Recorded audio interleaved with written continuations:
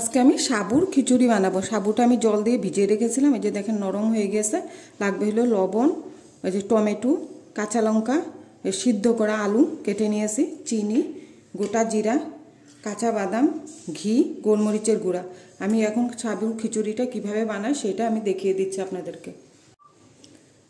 এই যে কড়াইতে আমি দিয়ে দিচ্ছি যে ঘি। যে ঘিটা গরম হয়ে গেছে, এর মধ্যে দিয়ে দিচ্ছি গোটা জিরা। এর মধ্যে দিয়ে দিচ্ছি এই যে কাঁচা বাদামগুলো ভেজে নিচ্ছি।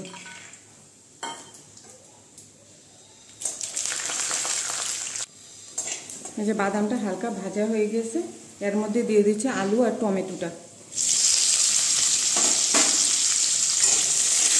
এগুলোকেও আমি ভেজে নেব। আলুটা দেখেন ভাজা হয়ে গেছে, এর মধ্যে দিয়ে দিচ্ছি এই যে লবণ। লবণটা দিয়ে আর একটু ভেজে নেব আলুটা।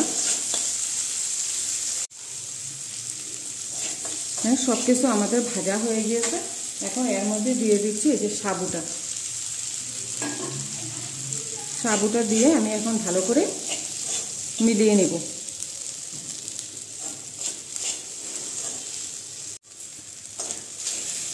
এর মধ্যে আমি দিয়ে দিচ্ছি এই যে চিনিটা,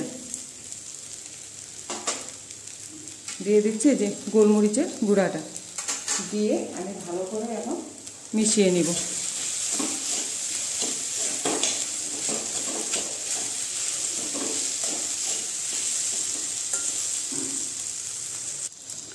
এই যে এটার মধ্যে আমি দিয়ে দিচ্ছি লেবুর রসটা।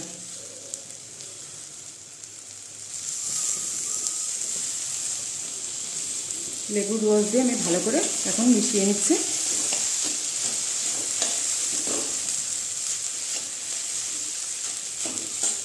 আমি এখন এটা নামিয়ে দিব। আমাদের সাবুর খিচুড়ি হয়ে গিয়েছে।